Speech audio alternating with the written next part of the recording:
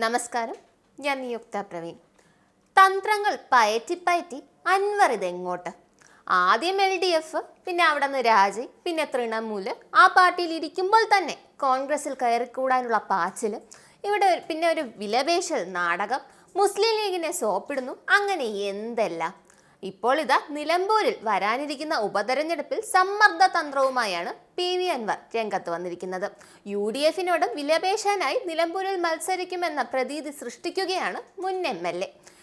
എന്നെ മത്സരിപ്പിച്ചില്ലെങ്കിൽ കോൺഗ്രസ് ഇലക്ഷനിൽ തോറ്റ് പണ്ടാരം അടങ്ങും എന്നുവരെ അവരെ പറഞ്ഞ് വിശ്വസിപ്പിച്ച് പാർട്ടിയിൽ കയറിപ്പറ്റാനാണ് അൻവർ നോക്കിയത്.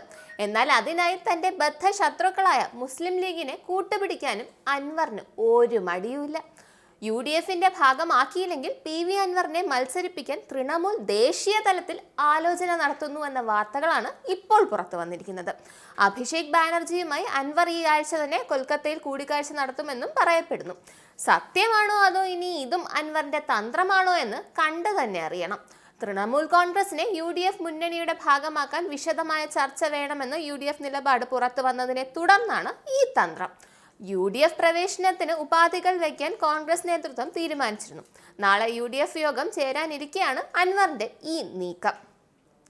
PV അൻവർ തൃണമൂൽ വിട്ട് പുതിയ പാർട്ടി രൂപീകരിക്കണമെന്നും തൃണമൂലിൽ നിന്ന് മാറുന്നില്ലെങ്കിൽ പുറത്തുനിന്ന് പിന്തുണ പ്രഖ്യാപിക്കുമെന്നുമാണ് കോൺഗ്രസ് നിലപാട്. എന്നാൽ തൃണമൂലിന്റെ UDF പ്രവേശന തീരുമാനം നിലമ്പൂർ ഉപതെരഞ്ഞെടുപ്പിന് മുൻപ് വേണമെന്നാണ് അൻവറിന്റെ ആവശ്യം. തൃണമൂൽ നേതൃത്വം PV അൻവറിനെ വിളിപ്പിച്ചുവെന്നും കൂടിക്കാഴ്ചയ്ക്കായി ബംഗാളിലേക്ക് എത്താനാണ് നിർദ്ദേശമെന്നുമാണ് റിപ്പോർട്ട്. ശനിയാഴ്ച വൈകിട്ട് 5 മണിക്ക് തൃണമൂൽ ദേശീയ ജനറൽ സെക്രട്ടറി അഭിഷേക് ബാനർജിയുമായാണ് കൂടിക്കാഴ്ച നടത്താൻ പോകുന്നത് അദ്ദേഹം. നാളത്തെ UDF യോഗത്തിൽ അനുകൂല തീരുമാനമുണ്ടായില്ലെങ്കിൽ നിലമ്പൂരിൽ മത്സരിക്കുന്നതിലും തീരുമാനമെടുക്കുമെന്നും സൂചനയുണ്ട്. അതായത് എന്നെ മാത്രമല്ല എൻ്റെ പാർട്ടിയെ കൂടി കോൺഗ്രസിൽ എടുക്കണം, ഇല്ലെങ്കിൽ നിലമ്പൂരിൽ കോൺഗ്രസിനെ വെള്ളം കുടിപ്പിക്കും ഞാൻ.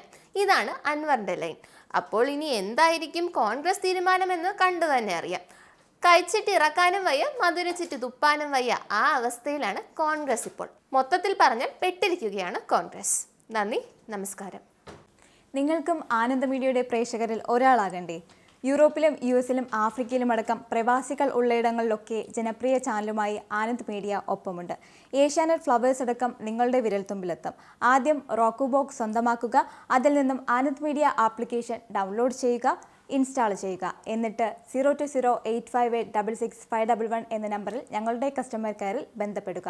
അല്ലെങ്കിൽ +91 735 660 3747 എന്ന നമ്പറിൽ വാട്സപ്പ് ചെയ്യുക. ആനന്ദ് മീഡിയയുടെ സേവനങ്ങൾ സ്വന്തമാക്കുക. മറ്റു ചാനലുകൾക്കൊപ്പം ആനന്ദ് TVയും എൻജോയ് ചെയ്യുക.